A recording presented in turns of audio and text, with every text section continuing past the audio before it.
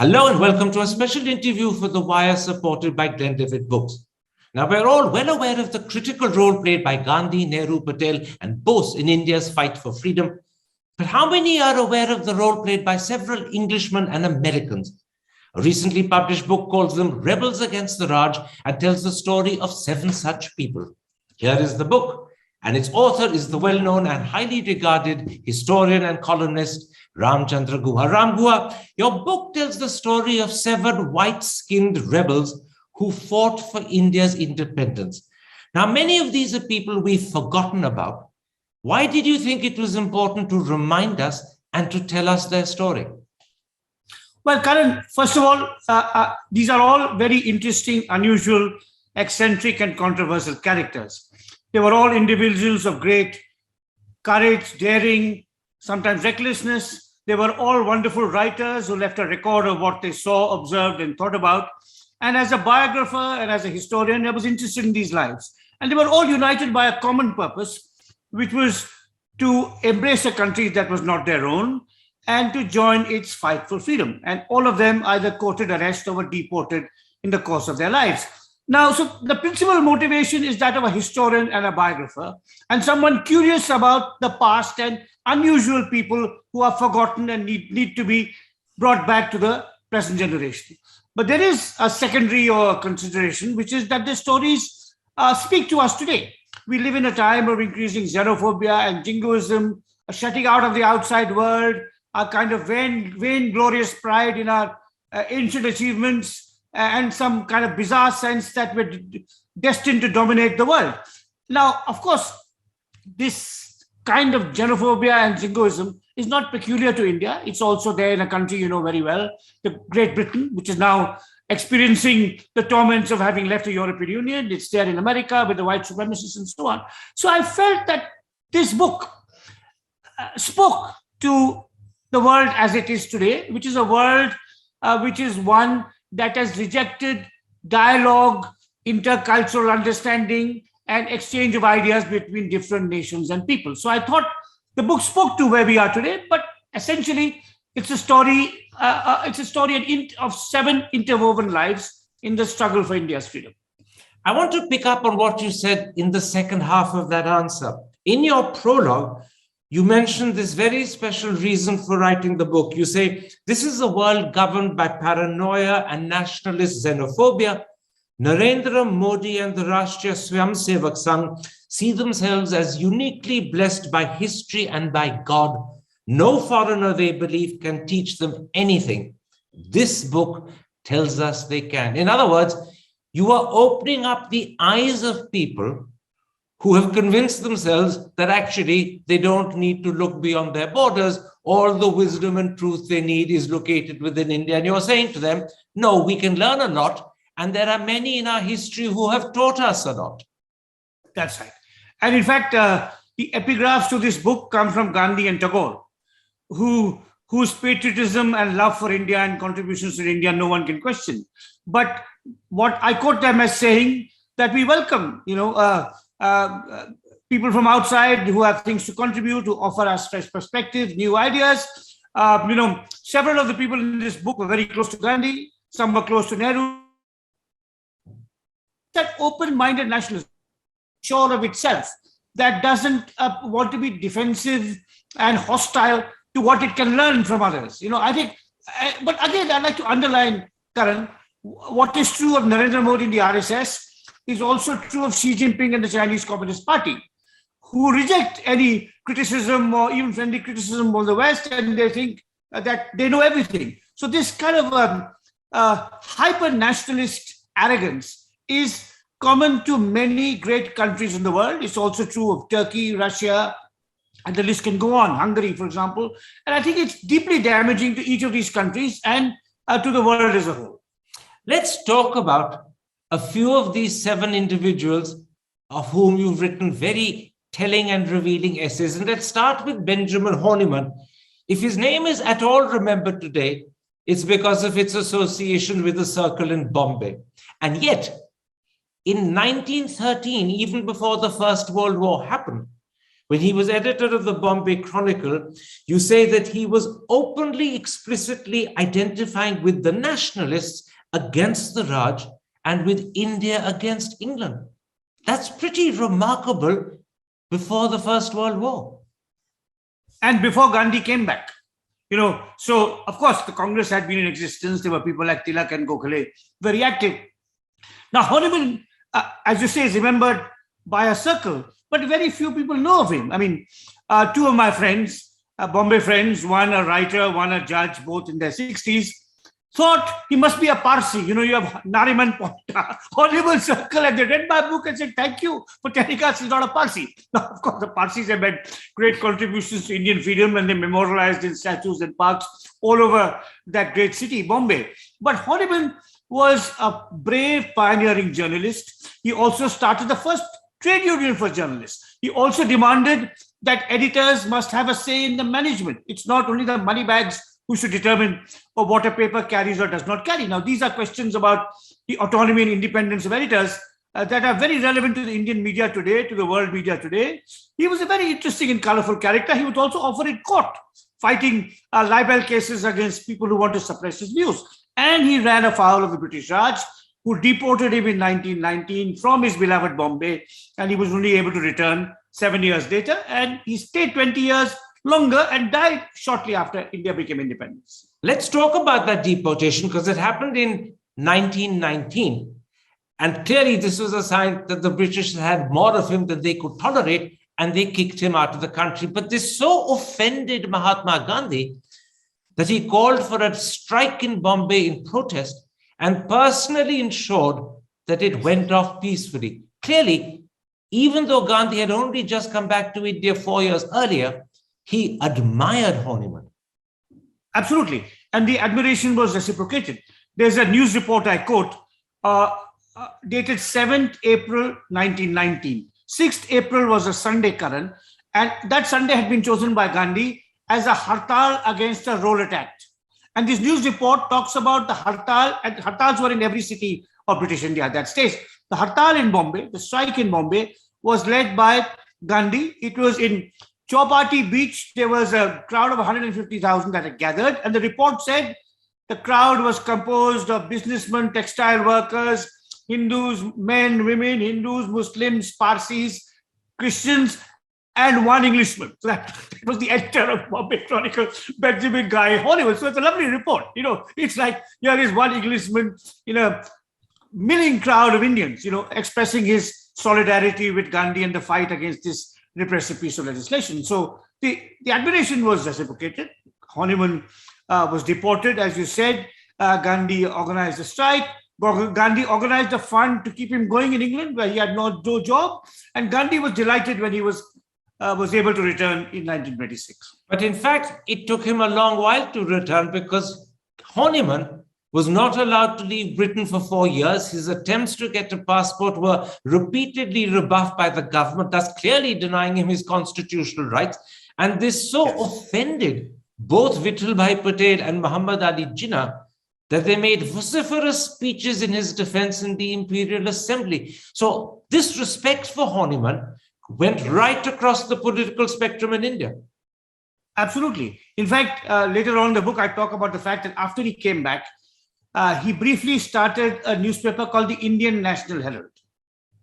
And that newspaper may have provided the title for the National Herald, which Nehru started in UP a decade later when he died. When Honiman died in 1948, there were incredibly moving editorials written about him in every newspaper in India. I quote a few, including one written by Devdas Gandhi of the Hindustan Times, that, I don't think any newspaper editor of any Indian or British newspaper editor has been so greatly loved and admired within his profession across India. And in his lifetime, as I say, he was not just the most admired newspaper editor in India, but the most admired Englishman in Bombay. And I think that circle is a kind of a lingering memory of what he once represented.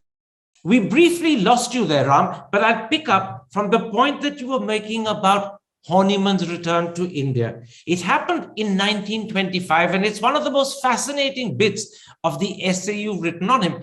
It reminded me a little bit of Savarkar's escape from the porthole of a ship in Marseille in 1910, except if anything, Horniman's return is much more gripping. Can you tell the audience that story? Because clearly they won't know it. So Horniman was deported in 1919. And of course, his heart and his mind and his soul were in India. He had no desire to live in England. And he kept on applying for a passport. And his applications were endorsed by writers such as H.G. Wells and George Bernard Shaw. But the Raj in India hated him. The Viceroy and the Governor of Bombay detested Horniman and did not want this man they saw as a troublemaker back.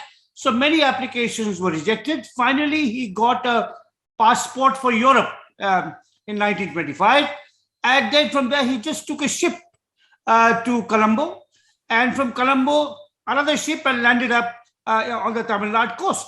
And he presented a fait accompli to the Bombay government. They had issued him an order under the Defence of India Act, externing him from Bombay presidency. But now he was back in Madras presidency, and it was too embarrassing for them to, again, start legal procedure. So he took a train across the subcontinent and was met at what was then the Victoria terminus by a jubilant and adoring crowd. So he tried for 7 years to come back. And that's a sign of how much he missed Bombay and how much he missed his work in India. He clearly outwitted the Raj. Of course. Yeah, and he was obviously advised by a smart lawyer who said that if you just go to Sri Lanka, you're a white man, they'll let you land there. You come again to Tamil Nadu, they'll see an Englishman with a solar topi is coming. We'll let him come, and no one stopped him. I mean, this is before the days of Aadhaar and digital footprints and so on, where you could track everyone minutely. So maybe this surveillance state was not in existence then to completely, choke a troublemaker such as Horniman. Now, another one of your 7 rebels is Miraben. We know her as Mahatma Gandhi's adopted daughter, but what people don't know is that she was actually born into a pretty upper-class English family. Her father was an admiral. She grew up in a grand country house in Surrey, and she owned her own horses. She came from a pretty privileged background. Yes, indeed. Her father was an admiral. They owned a country estate. There were lots of offers of marriage, but she had an interest in classical music and wanted to be a concert pianist. And she tried very hard. I quote a news report of one concert she gave in London in 1925, but she never really made it. But she adored the music of Beethoven, who was not particularly popular in England in the 1920s because they just fought a war with Germany. But her love for Beethoven took her to the French writer Romain Rolland, who was a great authority on the composer. And when she met Rolland, Rolland told her that his next book was on Gandhi. And then she read the book on Gandhi when it appeared in French and was converted to this new cause, abandoned Beethoven, wrote to Gandhi, and arrived in the Sabarmati Ashram in 1926. But the interesting thing is that this getting to know Gandhi happened when she was 30. At that time, she was known... 33, almost 33, yeah. At the time, she was known as Madeline Slade, and it was a sort of fortuitous accident that brought about her finding out about Gandhi. Had she not met Rolland, had he not talked about Gandhi and the fact that he was writing a book, she might never have found out about Gandhi. Completely. It was totally accidental. I mean, and if she had met Rolland 3 years earlier or 3 years later, he would not have been talking about Gandhi, because Gandhi was his preoccupation at that time, because he just finished this book on an Indian he hadn't met. In much later, again, I talk in the book, in 1931, when Gandhi goes for the Roundtable Conference, Mira goes with him. They stay in the East End of London. And on their way back to India, they stop in Switzerland and meet Romain Rolland. Gandhi meets Romain Rolland for the first time, with their mutual devotee acting as a kind of interpreter, because Rolland basically spoke French and not very good English. So it's a very moving story of a remarkable English woman caught between these two passions, classical music and Indian freedom. Now, something else that people don't know about, but which you have, I think, revealed for the first time in your essay on Miraben, is that she had a great love in her life, a gentleman called Prithvi Singh. And it's actually a rather sad story, and the letters that she writes to Prithvi are almost heartrending. I'm going to quote from one of them. "You have no need to fear what would happen if you were kind to me," she writes. "I am not urging you to marry me. I am only asking you to accept the truth of my love and faith and not to shun me. Unrequited love can be one of the most horrible, painful things. And here it is literally spelt out in detail. In fact, there were many other such quotations. I kind of pared down the final manuscript because it was really very sad and moving and almost tragic and pathetic to read those letters. Because she was in her late 40s and she'd fallen desperately in love with this man who was a handsome, bearded revolutionary who abandoned violence for non-violence. And she wanted to start an ashram with him in the Himalaya. She wanted to spend the rest of her life working for rural people in the company of the man she desperately adored. And it is a very sad and tragic story. And both of them are long dead. So I felt I could, write about it. Now, after independence, your essay shows that Miraben became quite a critic of Nehru's policies. The articles she would write, the letters she sent to him made this crystal clear. What were her disagreements with Nehru about? Well, the essential disagreement was that she felt Nehru's economic policy, as embodied in the second plan, was massively biased towards cities and industries and neglected the countryside. I mean, Miraben was interested in what we would call sustainable rural development, making villages economically viable, renewing agriculture, animal husbandry, protecting forests and pastures. A kind of an ecologically sound rural development policy was what she was advocating. And she was quite precocious, for example, in her criticisms of deforestation in the Himalaya, decades before the Chipko movement was to bring this to wider national and global attention. So it was the urban industrial bias of Nehru's policies that she deplored, partly because she felt they were in contravention of Gandhi's own spirit, and partly because she felt the vast majority of Indians lived in the countryside and they were being ignored and condescended to. And one of the reasons she left India in 1959 to go back to Austria and to renew her acquaintance with the music of Beethoven was that she was having her articles were having no impact on Nehru and his cabinet. Now, Many of whom had been to jail with him. Many of whom had been to jail with her. They were her comrades who had now turned in a direction that she deplored. Now, as you point out, she left India in 1959, but she lived for 23 years more, during which time she was often generously supported and helped by the Indira Gandhi government. But she never returned to India. Why was that? I think the India she knew was the India of Gandhi and people around Gandhi, and all of them had died.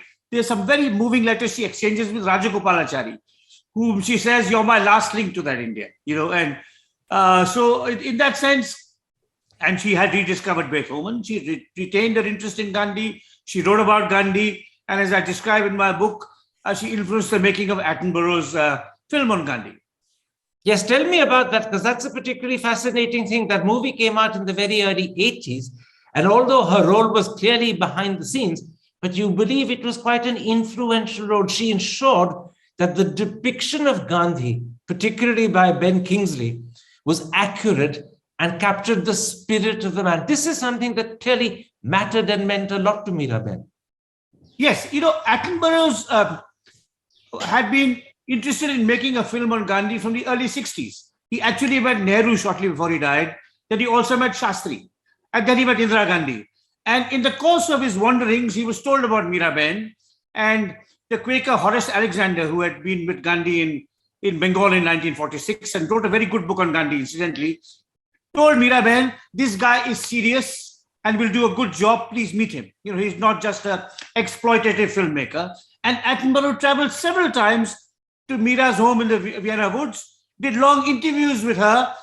And at that stage, Karan, we're talking about the late 60s, early 70s, Nehru was dead.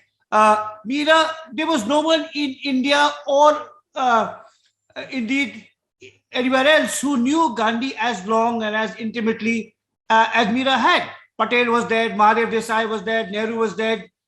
Many of Gandhi's associates were dead, people who had known him at first hand. So she was able to provide Attenborough a great deal of information, perspective, context, which he gratefully acknowledges both in the book and in the memoir he wrote later, which is called In Search of Gandhi, where he describes very movingly his meetings with Miraben and what he learned from her. Now, your book covers 5 more rebels, Sadly, I can't talk about all of them, but one of them is a Quaker called Samuel Evans Stokes. He came and settled in Himachal. His Anglo-Indian children were brought up speaking Hindi and Pahari, but not a word of English. And I gather he is the person who actually introduced apple cultivation in a big way to Himachal Pradesh. Yeah, I mean, there may have been the odd experiment with apples before him. It's not clear, but he popularized it. He learned Hindi and Pahari. He was a figure much admired, by the people of Himachal. He converted to Hinduism. He married a local girl. He led a movement to abolish forced labor in the hills. So he was greatly respected. And he encouraged the peasants on their small plots to go grow apples. And as you know, Karan, he hence laid the foundations of what is a multi-billion dollar industry which sustains the economy of Himachal. He also, his children and grandchildren are everywhere. His son-in-law, Vyas Parmar, was the first chief minister of the state of Himachal Pradesh. A grandson called Vijay Stokes was a professor of engineering at IIT Kanpur. Other grandchildren have been writers, designers, photographers, politicians. So the Stokeses are completely integrated in the social fabric of Himachal, thanks to this remarkable man. I didn't realize that Vyas Parmar was his son-in-law, but tell me, is Vidya Stokes one of his descendants as well? Vidya Stokes is his daughter-in-law. That's right, yeah. So in fact, it's not just on the economy of Himachal that he's left a clear and indelible footprint. He's left it on the politics of the state as well. Absolutely. Now, education, there's schools run in his name. He started some of the first girls' schools in Himachal, and of course, Himachal has made great strides in female literacy and so on. So I think and Himachalis know about him. I think people, the rest of India may not know about him, but in Himachal, he remains a respected figure. Now, another one of your rebels is a gentleman called Philip Spratt, who lived in India right till he died in 1971. However, of the 1950s, you write, and I'm quoting you, one of Philip Spratt's obsessions was debunking the Prime Minister of India, Jawaharlal Nehru. He savaged Nehru's policies at home and abroad. How did Nehru take this savaging? Well, there was a great deal of it, firstly, Nehru would have received. I mean, in Parliament, from people like Vajpayee on the right and Hiren Mukherjee on the left, and of course, the socialist, Lohia and so on. So this was a period of open, healthy debate in which the objects of criticism did not take it personal. It's well known that Nehru was often there listening to Vajpayee speak and occasionally even complimenting him on his scathing criticisms of Nehru's China policy. So it's not clear whether Nehru knew what Spratt was writing, but he knew of Spratt because Spratt had been many years before that jailed in the Meerut conspiracy case, in which Nehru and Nehru's remarkable and sadly forgotten brother-in-law, Ranjit Pandit, provided legal assistance. In fact, Pandit and Spratt were friends in the 1930s. And so Spratt had strong connections with the Indian freedom struggle. Like Stokes, he even married an Indian. He married a Tamil lady called Sita, and their love letters I've drawn upon in my book. His children live in Bangalore. They live and work in Bangalore. The children are retired. One child was Inspector General of Police in Himachal. So again, a character who thoroughly and totally assimilated himself in Indian soil. But there was no prickliness on the part of Nehru that he was being savagely criticized by someone who was English in origin. And even though the man had identified with India, many at the time could have said, look, that's British revenge hitting back at you. I don't think so. I think we lived in a much more, we weren't so thin-skinned then, and we were quite open to criticism of this kind. As long as it was intellectually robust and, done not with a personal agenda, but because of honest intellectual and political disagreements. Now I'm going to end by quoting the last lines of your epilogue. You write, many years after the last of these rebels passed on, what they did and what they said still speaks to Indians today. If only we could listen.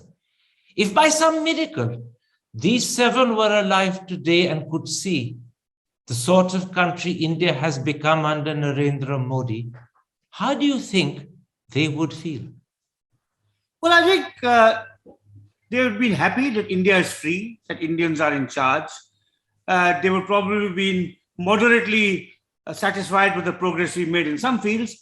But the kind of ugly political atmosphere, the name calling, the demonizing of Muslims, attacks on women, these are things I think, and of course the rampant environmental degradation, which is an abiding concern for several of these rebels against the Raj. I think they had decidedly mixed feelings, and I think, and of course about the xenophobia and the jingoism. Our shutting windows to the world is something, which would have been inconceivable in the years in which they lived and worked in India.